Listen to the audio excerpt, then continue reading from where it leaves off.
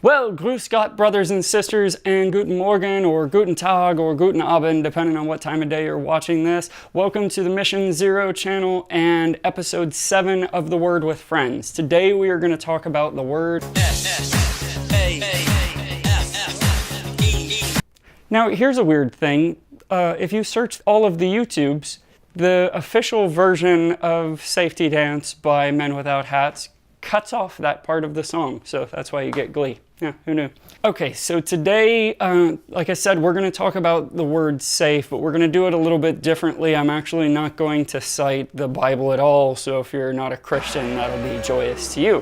What I am going to talk about is the Webster definition, which has 4 meanings that come in 2 pairs, if you think about it conceptually.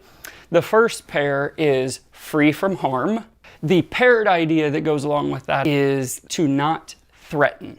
Are you threatening me? So if one possible definition is that you are safe and sound and whole, the other is that you are not threatening anyone else's safety and wholeness. Those comprise a really positive thing. But the second set of definitions, those are what really hold us from being able to get to the state that those first 2 definitions describe. And that second pair of definitions is to be free from the threat of harm and not likely to take risks. Now, not likely to take risks, that is the Greek word asphales, and it literally means to not fail. So this is the idea that if you don't take a risk, you can't fail. The other half of that definition is to be free from the threat of harm, and that's beautifully described by a Hebrew word, saigav. And saigav literally means to be unreachably high. Okay, so what do I mean when I say not taking risks and being free from the threat of harm is what prevents us from being whole and sound and non-threatening? To do that, we really have to hark back to the first couple episodes of The Word with Friends where I talked about fear and the human amygdala. There is a competing mechanism in the brain separate from the amygdala called the neocortex. Neocortex frontal lobe. Brainstem! In fact, when you see a picture of the brain, all the little wrinkly stuff, all that wrinkly stuff is your neocortex. Neocortex means the new outer bark. And it is tied directly to the development of social structure. The larger the social structures of a given mammal are, the larger the neocortex is. Humans, pretty big social structure. Hi.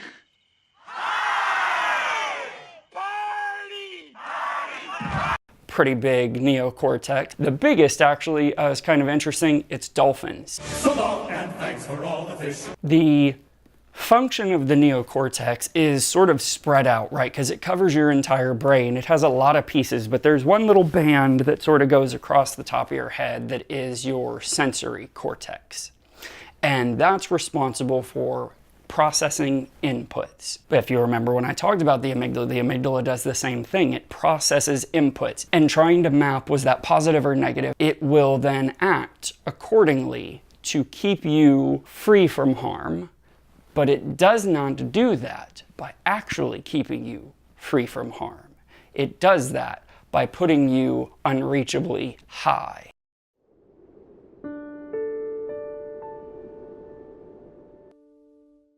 I have anxiety. It feels like every cell in my body is moving so fast that my veins are blurry. That despite the constant metronome of my heartbeat inside my ears, it's like listening to a spastic drumline. It feels like bees in my ears, like a broken white noise machine playing all of the sounds at once. The neocortex is responsible for putting all of that sensory input through rationalization, through past history, through the language centers to decide, is there a thing you could say to deflate the situation? No, he's not insane. I've got the same coffee table at home. Right, it's this much more complicated and thereby much slower process. Your amygdala responds in 10 to 15 milliseconds, where your neocortex can be 250 to 300 milliseconds. And so it's not that the reptilian part of your brain is faster, it's that it's hundreds of times faster. What that means is that the majority of the fears we carry are completely autonomic. They're not in your decision. And it doesn't add up like it did in high school mathematics. I can't carry the 1 and find the square root of the problem because most of the time, there is no problem. There's no life or death situation. There's no rhyme or reason. There is just feelings, and I'm feeling all of them at once.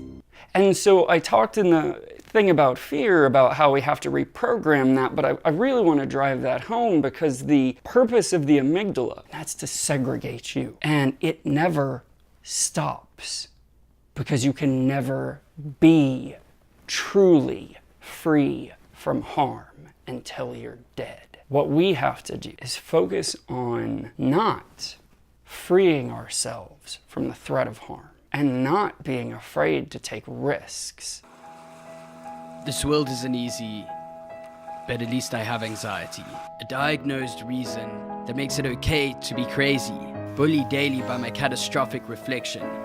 No, doesn't hurt when you're continually planning for rejection. Out of sight, out of mind doesn't exist for me. My visions are vivid enough for it all to become a believable reality. Isn't that brilliant? A mental condition that's seen as so negatively resilient. If you like me, I see you, I feel you, transparent as glass. Be brave, stand tall, and know that the bad times will pass. You're unique, you're remarkable. Harness that shit, and you'll truly become unstoppable. Skydiving is a really interesting confront with fear, right? So then that night you're laying in your bed and you just keep terror, terror, terror, terror. And they say 1, 2, and he pushes you on 2 because people grab on 3. And in 1 second, you realize there's 0 fear. The point of maximum danger is the point of minimum fear. God placed the best things in life on the other side of terror. On the other side of your maximum fear are all of the best things in life. I'm going to pretend there are not hundreds of thousands of people watching right now. If this helps at least one of you watching this, just one of you, then it's totally worth it, and I'm 100% happy that I've managed to help. And what a lot of you may not know is that I have suffered with anxiety and panic attacks really, really badly since I was 14. The reason for people having panic attacks in situations where they've been before is because the brain stores away the information as a dangerous situation. So if you walk into a nightclub and you have a panic attack and you freak out, the next time you walk into a nightclub, it's very likely that the same thing is going to happen because your brain triggers the same reaction. It's very clever. The brain is very, very clever. It's also kind of annoying at times, and you can either let it rule your life and let it make you miserable, or you can just think, no, I don't want to live my life like that anymore. I decided to say yes to things I would not normally say yes to, and it involved me making loads of new friends, going places I'd never been before. Just every opportunity that came at me in the last few months, I said yes to. If you decide to take the opportunities that you're given, you will get more out of life. What it's really about is choosing our social stature above anything else, because that's what we exist for. That's what keeps you safe. That's what keeps you non-threatening, is to be a part of the cohesive society that is humanity. Okay, so I hope you enjoyed the video. I really appreciate you for watching, and let me try something a little bit different. If you liked it, give me some love. I'd love to hear in the comments if you prefer this format over the other format. If you want to see more videos like it, hit subscribe, click the little bell if you want to get push notifications. I would really appreciate it if you would share the video if you enjoyed it, so other people might enjoy it too.